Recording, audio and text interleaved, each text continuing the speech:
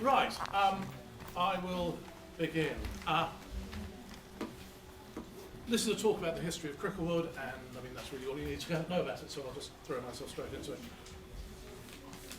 The name Cricklewood is Saxon for the wood with the uneven outline.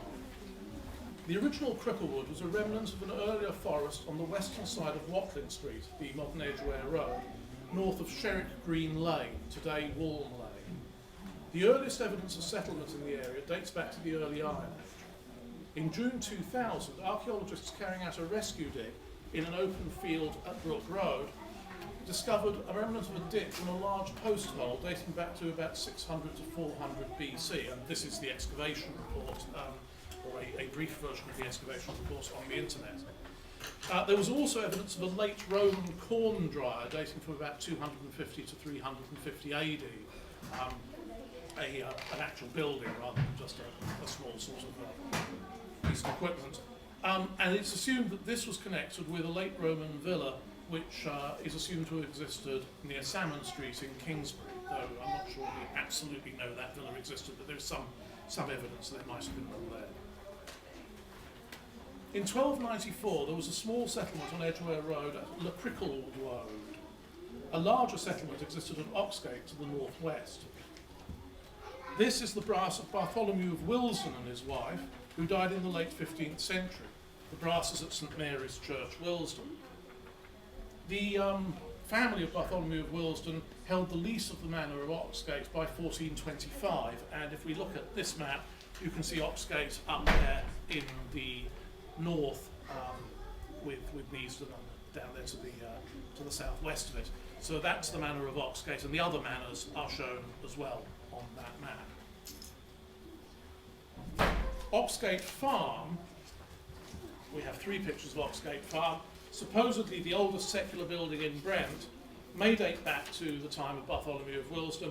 It certainly dates back to the 16th or 17th century, and here are three pictures, one of them an artist's illustration there, and that's a photograph of it in relatively recent times, 1960s or 1970s.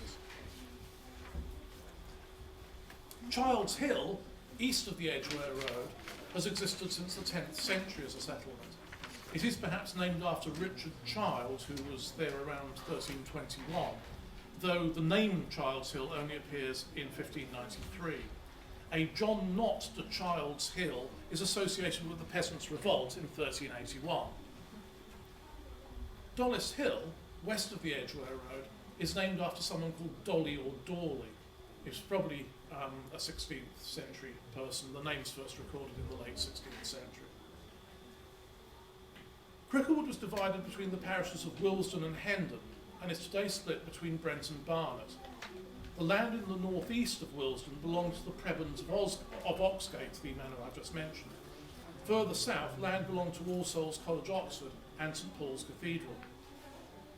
In the 15th century, the All Souls estate produced large amounts of oats and sheep, quantities of which were sent to All Souls College Hospice in London. On the Hendon side of the Edgware Road, Edward I gave Cowhouse Manor to Westminster Abbey in 1295 to help pay for prayers for the soul of his wife, Eleanor, whose effigy we see here. The Abbey disposed of it in 1299, but then purchased it again in 1399. Clearings in the forest were gradually extended until the whole area became farmland. The main farm to the west of Edgware Road was Cricklewood or Slade Farm, probably dating from the late 17th century. It was situated just south of the Crown Inn, and here's a picture of the old Crown. The Crown Inn had stood on the eastern side of Edgware Road, opposite the farm, from at least 1751. Another farm further north became known as Clock Farm, and here are two pictures of the barn at Clock Farm. This one's a photograph, as you can see, but it's been heavily touched up. All the detail of the wood on the farm building itself has been drawn in afterwards.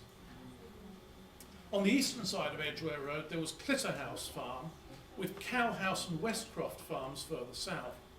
The land at Clitterhouse belonged to St Bartholomew's Hospital from 1493. In 1754, Cricklewood and Child's Hill were both hamlets, Childs Hill being significantly larger than its neighbour. In the late 18th century, Childs Hill was a centre of brick and tile making. From 1808 to 1847, there was an optical telegraph station at Childs Hill, one of a line going from the Admiralty to Great Yarmouth. The name Telegraph Hill remains. Most of the dwellings at Cricklewood were on the Hendon side of Edgware Road. An unsettled green stood between Cricklewood and Childs Hill, just north of Cowhouse Farm. By 1792, there were some new cottages at Dollis Hill, where there had been only 2 ratepayers in 1720. And here we have a picture of some cottages on Oxgate Lane of some age, illustrated in 1905 when they were already fairly old. There was little development in the area before enclosure in 1823.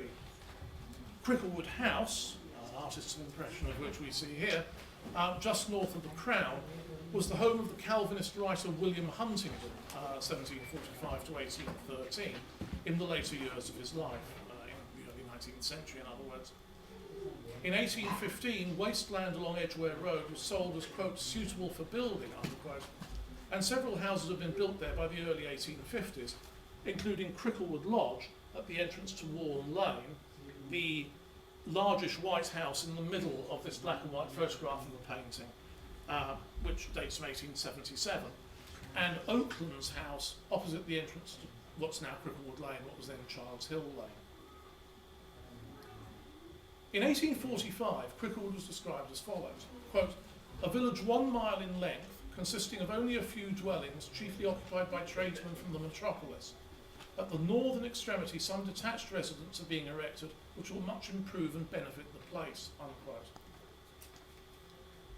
By 1863, Rockall Terrace, which was demolished in 1905, had also been built to the north end of the village, but overall, Cricklewood profited little from its position on an important road.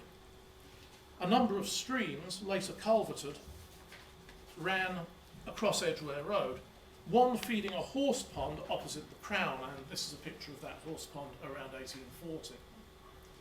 Because of these streams, as late as 1798, the road was famous for, quote, mud 4 inches deep after rain in summer and 9 inches deep in winter, unquote. It was also notorious for highway robberies, like this case from 1789, where a witness came from Dollis Hill. This comes from the internet site connected with the records of the Old Bailey and the Newgate calendar. I'm not proposing that we actually read this in its entirety, but as you can see, we have a farmer who lives at Dollis Hill in Willesden, and he heard a cry of distress and is giving his evidence in a trial for a robbery as a witness. In 1845, Billings's coach from L Street to London called at the Crown at 10 a.m, returning at 5 p.m. on its journey outward, and Brigham's coach from St Albans called at 11 a.m, returning at 4 p.m. on its outward journey. There was also an earlier but slower omnibus from Watford, but these vehicles did little to encourage speculative building, and Cricklewood was still a, quote, pretty rural tract, unquote, in 1876. This is Lower Oxgate Lane decades later, and as you can see, it's still effectively rural in this late 19th or early 20th century postcard. Southwest of Oxgate Farm was Willesden Paddocks, an important stud farm run by Tattersall's. These were the days when the famous racehorse Voltigeur could be seen being led up Edgware Road, accompanied by his friend, a cat. And here we have 2 pictures of Voltigeur, and in the lower picture you can see he actually has more than one feline friend. There are 2 cats, one of which is rubbing up against him and one of which is rolling around in the hay. The Crown, here's another picture of the old Crown, with a rather primitive omnibus in front of it. The Crown was, quote, an ivy-clad house with pretty tea gardens and a skittle alley, unquote, and, rather less idyllically, bare-knuckle prize fights took place in nearby fields. In 1867, the Midland Railway was built parallel to and just east of the Edgware Road. In 1870, Childs Hill Station was opened on Cricklewood Lane. Because of its proximity to Hampstead, 19th century Childs Hill remained, as it had before, considerably more important than Cricklewood. By the 1870s, Childs Hill was a centre for laundries. There were trains to St Pancras and Moorgate Street stations with a through service to Victoria from 1875 to 1908. The station was renamed Cricklewood in 1903. In 1881, the Midland built extensive sidings and marshalling yards and a locomotive repair shed north of the station. That's a picture of a postcard from the internet, which is why it's such a dreadfully bad picture compared to the ones that we scan ourselves, showing the locomotive repair shed. All of this complex was known as Brent Sidings. Rows of terraces to house railway workers followed, and here's a relatively modern photograph of those houses. An excellent little book about these cottages is available from our archive. This is the book. Some of you may know it, some of you may in fact have been involved in producing it, and we sell copies of it for those of you who do not know it and were not involved in producing it. The Midland and South Western Junction Railway, a loop line to Acton, was built at the same time as the Midland proper. A curve built in 1875 enabled it to carry passenger traffic from Child's Hill. This was a requirement of an Act of Parliament that had created it, but the company was really only interested in carrying freight. The M&S-WJ was never a success as a passenger line and only carried passengers between 1875 and 1888 and 1893 and 1902. In the latter part of that period, it was simply one locomotive and one carriage, and as I believe many trains like that were called, it was known as the Crab and Winkle because it reminded people of things they'd seen at the seaside, and one thing pulling another thing around. By 1875, when the Ecclesiastical Commissioners sold land for 7 villas near Walm Lane, there were 36 houses in the Willesden portion of Cricklewood, including the Windmill Inn, seen here, to the north of Cricklewood Lodge. And as you can see, this is still a fairly rural environment in the late 19th century. There are sheep being driven up Edgware Road. Walm Lane remained largely rural as well. This is a picture of it in 1883, a photograph of a painting of it in 1883. And cricket was still being played in the area around 1890. Here's a picture of a cricket match. Although Child's Hill Station encouraged some construction, Midland local passenger services were slow and infrequent, and the opening of Willesden Green Metropolitan Station in 1879, with a train to Baker Street every 10 minutes, was the really important factor in giving development and settlement in Cricklewood a boost. In 1887, the fields of Clock Farm, here's another picture of it, were being described as building land by the owner, the Willesden brickwork entrepreneur George Furness, and that's a photograph of Furness. South of the land that he owned, All Souls, impressed by the frequent metropolitan trains and by Willesden Parish's rather belated introduction of sewerage, decided to allow building on their estate in 1888. In the same year, a building firm owning land between the two began development as well. So in the late 1880s, you suddenly have a huge outburst of house building in the area. In 1889, All Souls laid out Churchill Road, named after the college's founder, Henry Churchill, over a footpath acting as a shortcut between Edgware Road and Walm Lane. Here's a picture of the original footpath, photograph and painting again, and here's a picture of the actual road in the early 20th century with tram lines, so sometime after 1908, I guess.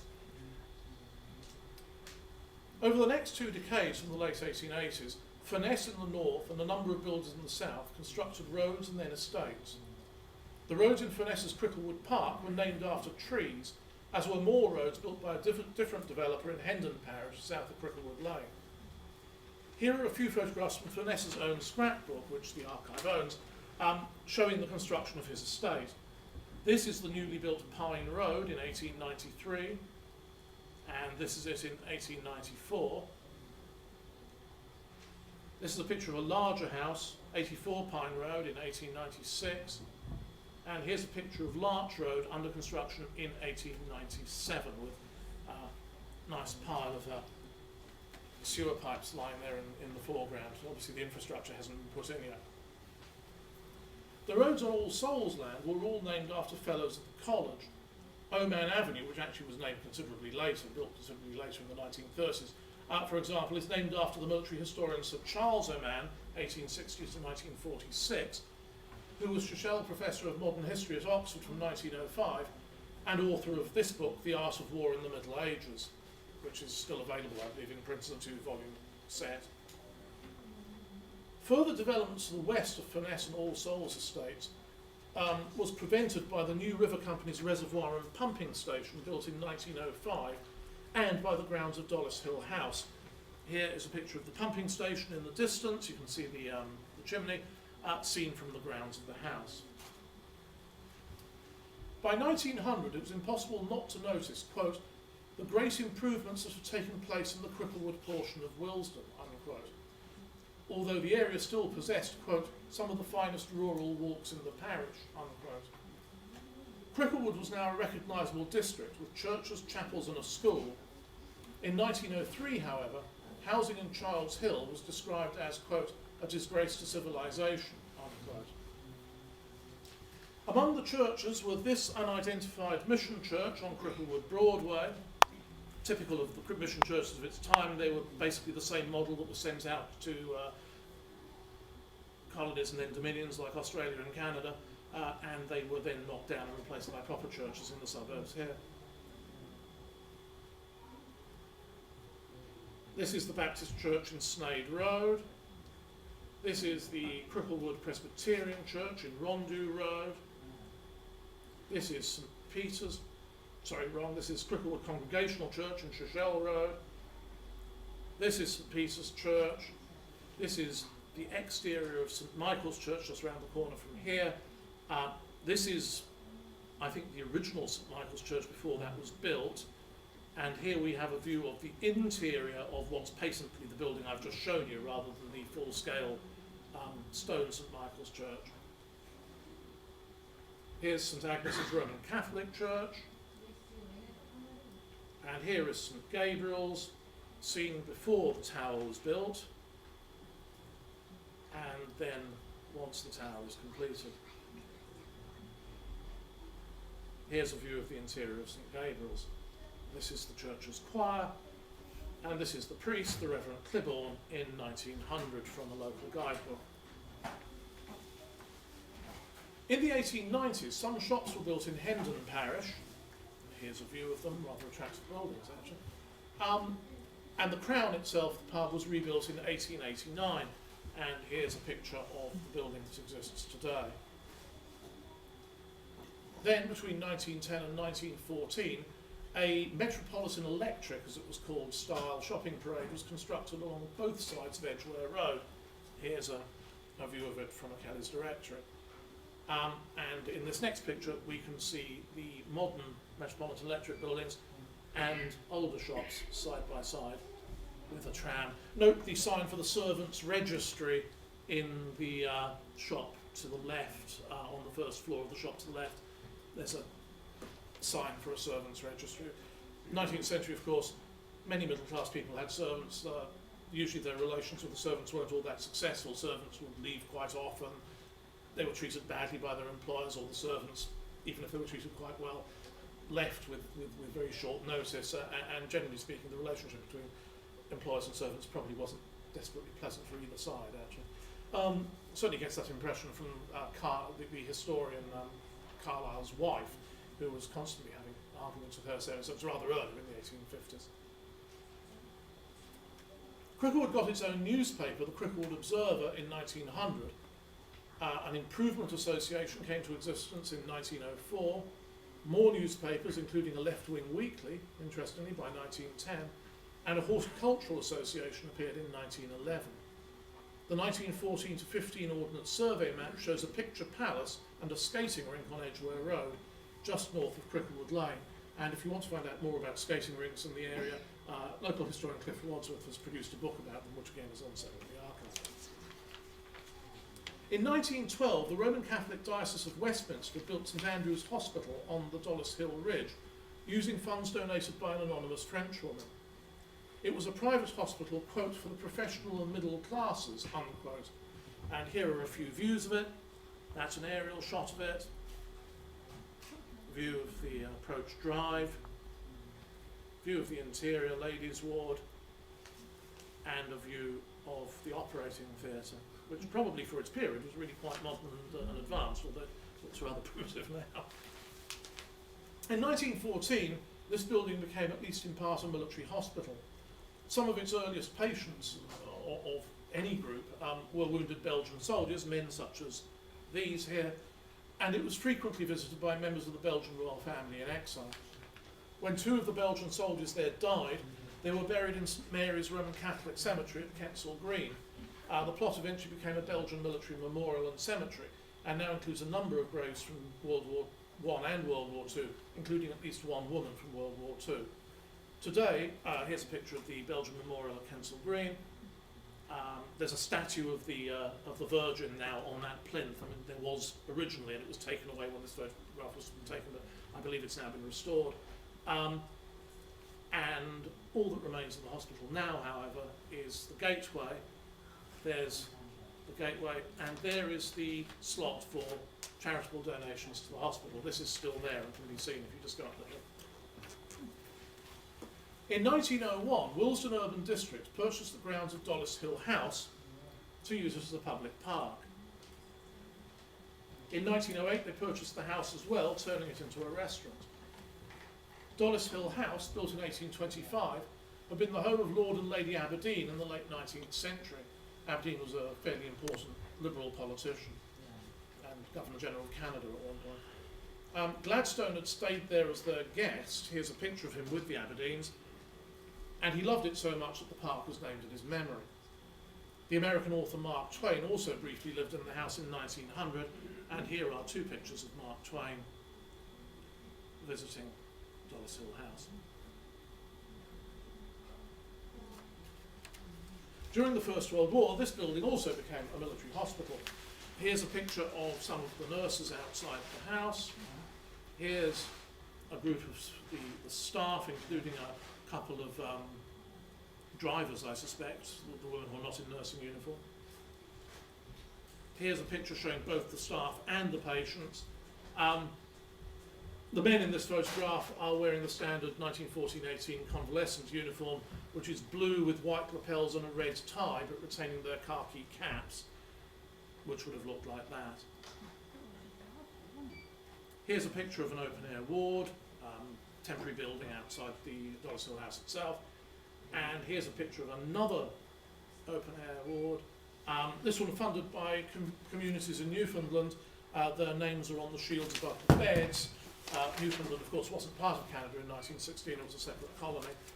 The man in the bowler hat is probably Earl Ranfurly, a former governor of New Zealand who had a particular interest in helping war veterans. As Cricklewood grew, bus services improved. Here we can see a number of buses outside the Crown pub. The London General Omnibus Company opened stables south of Lichfield Road in 1899. By 1900, there was a bus every few minutes from the Crown to Charing Cross and 2 buses an hour to Hendon. In 1901, a horse bus service was introduced to Edgware, despite, amazingly, protests from Edgware Vestry, who apparently didn't want to have something as modern and newfangled as a horse bus come into them, despite the fact that the motor vehicles had already been invented. In 1902, the London Motor Omnibus Syndicate Limited began running motor buses, and in 1905, the London General Omnibus Company responded with a service to the law courts. The LGOC had absorbed its rivals by 1908 and phased out horse buses by 1911. In 1914, by which time the bus depot had moved to the triangle between the railway lines north of Lower Oxgate Farm, which is quite clearly shown on the map that you've been given. There were 15 motor buses an hour along the Edgware Road. This is the old bus depot, photographed last year before parts of it were demolished. The busmen have an interesting urban myth about this building. They claim that the floor level of the building has been raised over the years and that these bricked up arches were originally large enough for a man to walk through the central one and for a double-decker horse bus, with presumably a driver and therefore quite tall, to move through the rectangular bricked up gaps. This seems highly improbable to say the least, but it's an interesting story which was told to me when I was being shown around the building. Parts of the garage, as I say, have since been demolished. In 1904, trams began running from Edgware to Cricklewood. Thanks to the opposition of Willesden Urban District, however, passengers could not continue to London. In 1906, however, the tramway was extended to Willesden Green Station. Here's a picture of a tram heading towards that terminus. While in 1909, London Electric Tramways began running vehicles from Cricklewood along Charles Hill, along Cricklewood Lane to Charles Hill. The tram routes were all converted to trolley buses in 1936. On the subject of buses, and because I know a reasonable amount about the First World War in these two areas, as you'll notice, a slight tendency to concentrate on the First World War because I know more about it than I do about the Second World War, for example, here. Two Cricklewood busmen were killed in a Zeppelin raid on the night of the 13th, 14th October 1915, when 5 German naval airships raided London. They were conductor Charles Rogers, aged 45, of 81 Temple Road, Cricklewood, and driver Charles James Tarrant, aged 30, of 43 Larch Road, Cricklewood, just around the corner from here. The crew of an under-13 bus from Hendon Garage. According to newspaper reports at the coroner's inquest, the bomb hit the bus at Aldwych, also killing a 34-year-old special constable who appears to have been evacuating the passengers when the bomb landed. Driver Tarrant was found next to the bus with a bomb fragment in his neck, and his body was identified by his wife. The funeral service for the two busmen was held in St Michael's Church, very near this library. We have a series of photographs which were kindly donated to us by a bus enthusiast. Here's a picture of the church with one of the buses being used as a hearse, carrying the coffins, and considerable crowds, as you can see. Here's another picture of the crowds. These two views coming up now show Mora Road. That's Mora Road School to the right, you can see, and here's the bus. The Hendon Garage code, which is the white number to the left of the horn there, is reversed. It's upside down. I mean, that may just be an accident, but it may also be that that's been done on purpose as a mark of respect. Here's another view coming along past Mora Road School. The men in white are bus drivers. The conductors wore dark uniforms. After the service, the cortege went down Cricklewood Broadway, and here's a picture of the two bus hearses and the cortege going down Cricklewood Broadway. Down Shishell Road, Willesden Green High Road to Willesden New Cemetery. The procession was nearly a mile long, and, quote, all the way along blinds were drawn and every mark of sympathy and respect was shown, unquote. Soldiers as well as police were needed to control the crowds. The years before the First World War saw a slump in the building trade. From 1897 onwards, Earl Temple's lands at Lower Oxgate Farm began to be developed. Here's a picture of Lower Oxgate Farm again. But work was stopped by this slump, and the farm was not demolished until 1919. In 1914, the northern and Hendon portions of Cricklewood were much less built up than the western part. There was very little development east of the railway. Cannington Road and its neighbours had been laid out in 1907, but they were not actually built upon until after the war. Clitterhouse Farm was developed after 1921, but Cowhouse Farm was not demolished until 1932. After the war, building resumed on the All Souls estate. Streets continued to be named after fellows. As I say, Oman Avenue actually dates from 1932 or so. Only Dicey Avenue postdates 1934, however. Semi-detached and terraced houses and some flats were built at Oxgate and at Dollis Hill in the 1920s and 30s. And we have this lovely advert for the Oxgate estate. Mother wants a home, Dad wants a car, and I must be near town, says the young flapper in her cloche hat. Now we're all happy on the Oxgate estate, 5 miles from Marble Arch. Bus services running between Neasden and North Cricklewood were introduced to serve these estates with 18 vehicles an hour as early as 1925. In 1933, Willesden became a municipal borough under Labour control. The new borough's town planning scheme called for undeveloped areas to be filled with low-density housing. Everyone wanted to avoid the sort of overcrowding that was found at Kilburn, notably at South Kilburn. In 1935, a large council estate, Westcroft, housing people from Hampstead's catchment area, was built on the Hendon side of Cricklewood. We don't have a photograph of that, I'm afraid. There had been significant Jewish immigration into Cricklewood from Brondesbury in the late 19th century, and 3 synagogues had opened in Cricklewood before 1934. In the 1930s, refugees fleeing Nazi persecution came into the area, especially into Dollis Hill. There was even a short-lived Jewish newspaper, the North West London Jewish Mirror, that existed from 1936 to 1937. The present Parkside Synagogue, a striking modernist building, was built in 1938, and a Jewish school was established there in 1945. Oddly enough, we don't have a very good picture of it, at least not digitised. That's the best I could come up with. As you can see, it's in the background there with the trees. It's a very, very striking building. After the war, many of the Jewish population moved out to Harrow and Northwood. The pre-war town planning scheme called for industry to be concentrated in the north of Cricklewood and along the North Circular Road. Early industry in Cricklewood had included a windmill, this building, which famously burnt down and led to the foundation of the local fire brigade. Fulham Mill was built between 1784 and 1803.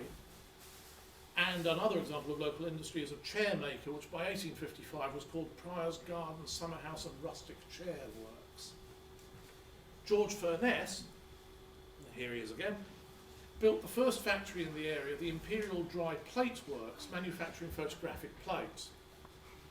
The Pyramid Nightlight Works was extant at Childs Hill by 1866, and if anyone wants to know what a pyramid nightlight looked like, they are available on eBay if you want to buy a second-hand one, and these pictures come from the internet and they look like this. And some of them had Cricklight trademark written on them, which proves that they were made in Cricklewood. And as you can see, they came in various colours, and they were basically just a small glass bowl that you put a candle in and a little piece of coloured glass that went on top of it. W.J. Fowler, a printer, was operating on Edgware Road by 1898. The presence of the Midland Railway did not, however, really stimulate industry until after 1900. By 1911, the Phoenix Telephone Company was in Cricklewood Lane, while Smith's Potato Crisps were being made in garages behind the Crown in 1912. A potato crisp factory opened in 1920. This is one of their delivery vehicles, and this is a picture of a Smith's factory. It may not necessarily be the one in Cricklewood, because they have one in Brentford as well, but here are the raw materials for making Smith's crisps being delivered to the factory by a horse-drawn vehicle of some sort. Also in 1912, Handley Page established an aircraft factory at 110 Cricklewood Lane. By 1915, there was also a motor works next to Lower Oxgate Farm. The First World War played a significant part in expanding and stimulating industry in Cricklewood. The Handley Page factory grew, initially taking over a skating rink, or the skating rink I mentioned in fact, and then growing into a far larger premises north of Somerton Road. Now, this cartoon from the Airco company trade magazine, house magazine in Kingsbury, Airco also made aircraft, of course, de Havilland aircraft, shows the Airco sports team's successors, and you can see there's a Handley Page aircraft with its distinctive tail, with its tail being knocked off because they've been defeated 4-0 by Airco, up there to the top right. Handley Page built large aircraft, as I say, including 0400 bombers, machines like this, and V1500 bombers, huge machines for the time like this, which were planned to be used to bomb Berlin, but the war ended before they were operational. There were also French aircraft companies, Coudron and Nieuport, which both had works in the area. Coudron, this is just a general picture of a Coudron aircraft, were situated on Cricklewood Broadway, southeast of Mora Road, and Nieuport, which built 50 French aircraft. This is a classic little Nieuport aircraft, Big Ear or a Nieuport 17, I'm not sure which. Nieuport then went on to build Sopwith British aircraft, including 400 Camel Scouts aircraft like this, on the east side of Langton Road off Temple Road. In 1915, Smith's Industries opened a factory next to the railway bridge on the Edgware Road. Initially it made fuses and instruments for the war effort, but by 1920, when they were employing 1,000 people, they started to go over to making clocks. They became famous as makers of electric clocks. The slogan was, quote, "Cricklewood clocks rank in fame with Devonshire cider," unquote, and they became the town's largest employer, with a force of 8,000 working for them in 1939, and this is an advert for some of their electric clocks from the 1950s.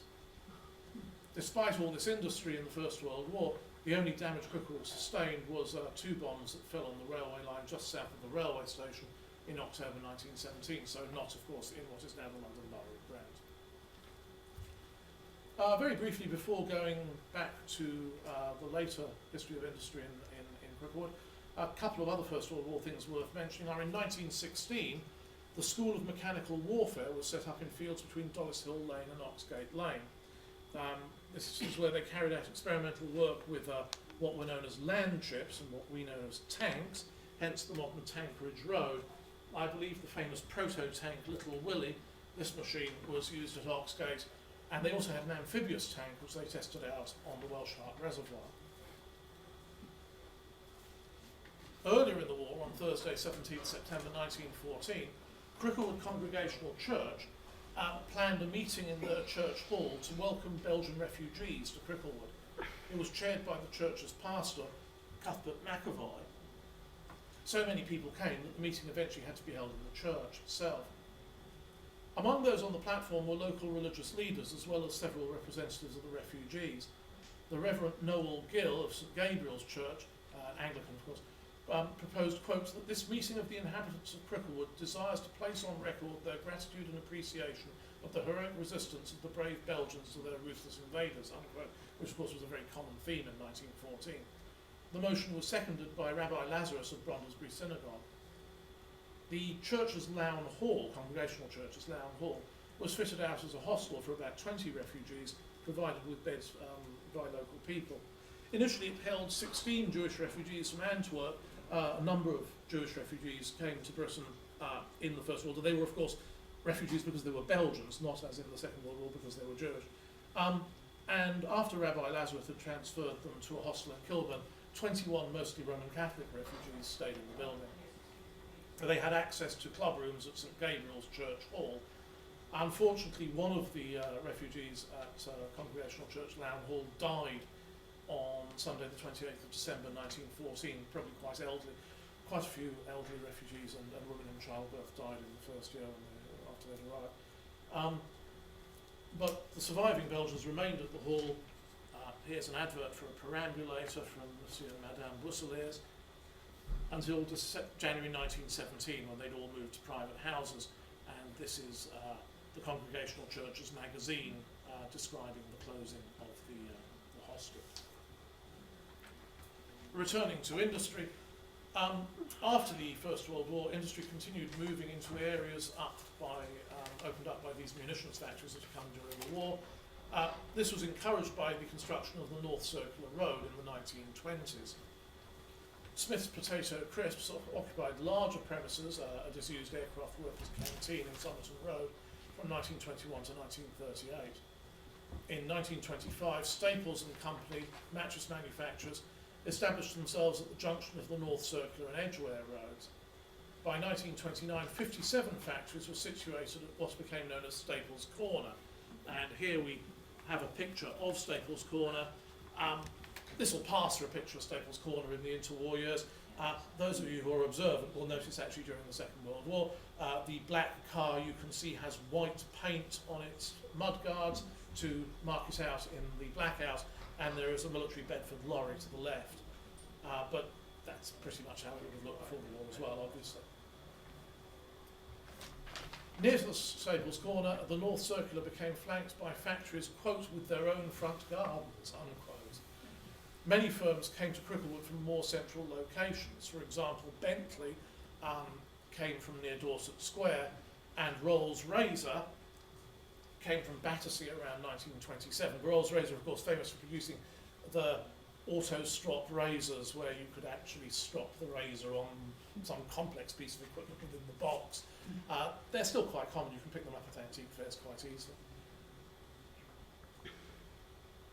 This is a picture of the exterior of the Rolls-Razor factory, and here are two photographs of the interior of the factory with lots of rather dangerous looking equipment and with women workers doing, I'm not quite sure what, possibly something to do with metalwork, and those boxes may be for their protection.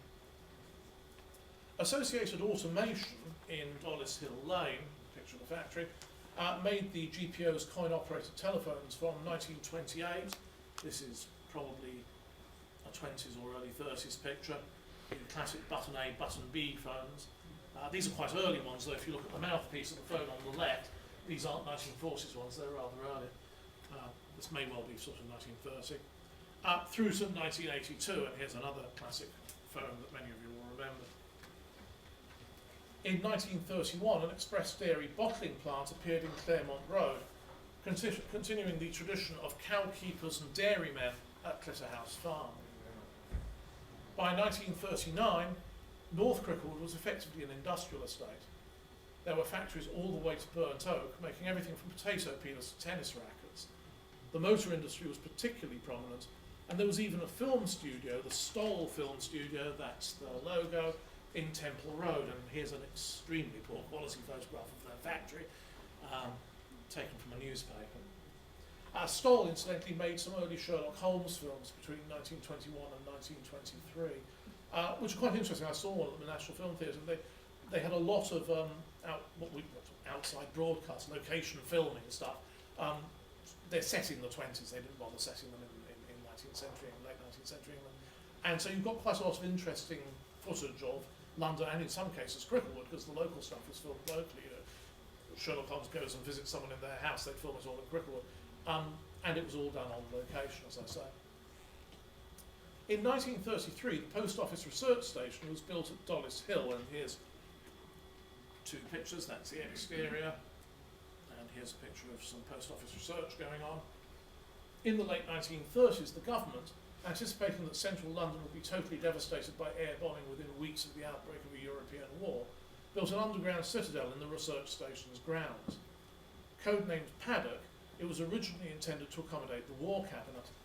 Here's a picture of the entrance to the building. And here is a modern photograph of the interior. It does flood somewhat. And some of you may have been down there. I've been down there. There's lots of rather impressive fungi growing in the roof. And that's what it looks like when it floods, which I'm afraid I believe it does on a regular basis. At the same time, a second bunker for Admiralty staff, codenamed IP, was built in the grounds of the Admiralty Charts Depot at 403 to 405 Edgware Road, Cricklewood. Once war broke out, it quickly became clear that the Luftwaffe was incapable of actually destroying London, so the War Cabinet remained in the Cabinet War Rooms off Whitehall, though two cabinet meetings, one of them only attended by Churchill, did take place in this bunker. Local historian Ken Valentine wrote a history of the bunkers, which is for sale in the archive, and that's a picture of its cover. The Post Office Research Station itself played a much more significant wartime role than these various citadels. The components of Colossus, arguably the world's first electronic computer, were made there before being sent to the code-breaking centre at Bletchley Park in Buckinghamshire. Rather more prosaically, an anti-aircraft gun sight and a barrage balloon emplacement were situated in Gladstone Park. After the Second World War, in 1949, Cricklewood was an area with no clearly defined boundaries, a population of 19,586, and a good shopping centre that attracted many shoppers from outside the area, although local people, of course, also used to shop in Hendon.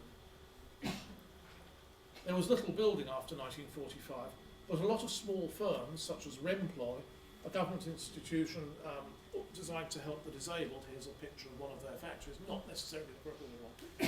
And Arnold R. Horwell, laboratory suppliers, moved into the area. Irish people have been coming to Cricklewood as seasonal agricultural labourers, known as spalpeen, since the early 19th century or before. In fact, in 1830, a crop failure is supposed to have led to death from starvation among Irish workers in Willesden Parish. After the Second World War, Irish immigration to Cricklewood increased, partly as people moved out of overcrowded Kilburn. Here's a picture of South Kilburn slums, and partly because of unemployment in Ireland, which was made worse by the introduction of tractors into rural areas. And of course there was a need for labour in England as well. Many Irish women became nurses, such as these women here. Others became domestic staff or bus conductresses, or worked in light industry, which, as we've seen from the Rolls-Royce pictures, made considerable use of female labour, even before the First World War, in the case of the photograph. Irish men tended to work in construction, rebuilding blitzed properties and redeveloping slums. A virtual labour exchange operated outside the Crown in the early morning, with rows of lorries waiting to transport hundreds of labourers as far afield as Oxford. The men sang a song that ended, quote, "Yes, take him down to Cricklewood to mortar, bricks and lime, and let him rot in Cricklewood until he serves his time." On Friday and Saturday nights, these new residents, most of whom were young and single, would visit Irish venues like the Galtamort Dance Hall. That actually isn't a photograph of the Galtamort Dance Hall. This is actually a photograph, I think, of a dance in a hospital, which is why they're wearing their uniforms. But it's one of the photographs we've got taken by local photographer, Irish photographer Paddy Farley, and it's a rather nice one. Later on, there was also significant immigration from the West Indies and from the Indian subcontinent, though Cricklewood's first recorded black resident was in fact the potman of the Crown pub in the 1830s. He was a veteran of Waterloo. He'd been a cymbal player, a musician in a British Army regiment. British Army regiments in the early 19th century frequently had black musicians, and he only had one leg, and it's probable he'd lost the leg at Waterloo, actually, if you think about it. It's highly likely. Unless he was involved in an accident, it seems quite probable he actually lost the leg in battle. In 1981, 21% of Cricklewood's population was of recent Irish origin, 10.9% was Afro-Caribbean, and 14.4% was Asian. Many smaller communities also existed. In the 1990s, following the breakup of Yugoslavia, a Bosnian charity shop and library was established on Cricklewood Broadway. In 1960, Staples Corner alone employed 10,681 people. Even in 1966, one local firm, Phoenix Telephones, so when I say local, actually it was in Kingsbury, it was local to Brent, it wasn't local to Cricklewood, could, quote, "see no end to the labour shortage," unquote. Yet despite the building and later extension of the M1 and improved road access in the form of a series of unsightly flyovers, Cricklewood's industry was already in decline. Associated Automation closed in the early 1980s, and even Cricklewood's famous Smith's clocks stopped ticking in 1984. From around 1984, it became quite common for homeless men to be seen sleeping in Cricklewood Lane. By the late 1970s, there was a definite move from industry towards offices and warehouses, the latter often situated in vacant factories. This, and the growth, despite council opposition, of retail warehouses such as those at Staples Corner or on the Smiths Industries site, may have speeded up the migration of industry by keeping land values high. Local attempts to cope with change varied.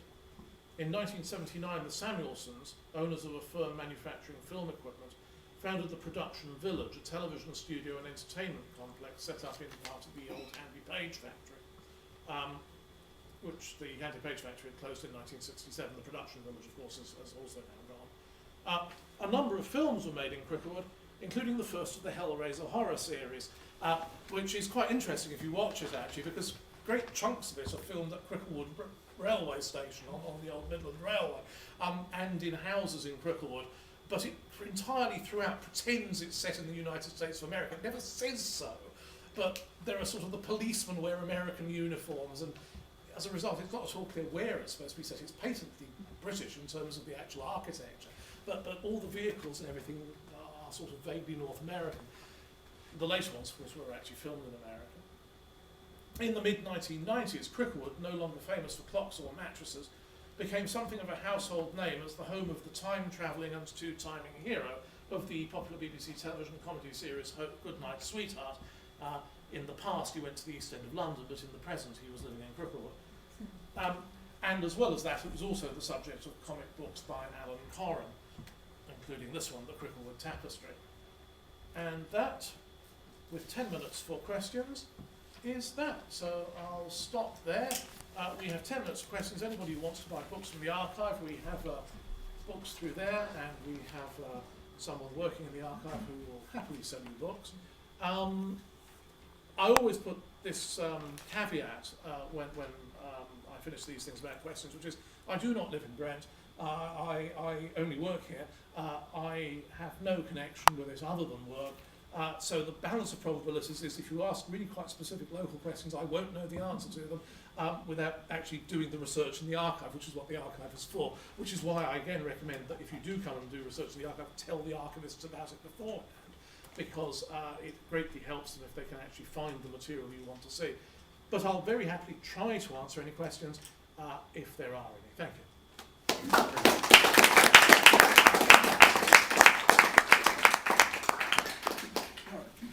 Hands up for questions. Can you put this up on the website? This text is, or a variant of this text, is available both as the booklet, which I showed for 50p here, and as a PDF on the Brent Museum and Archive website.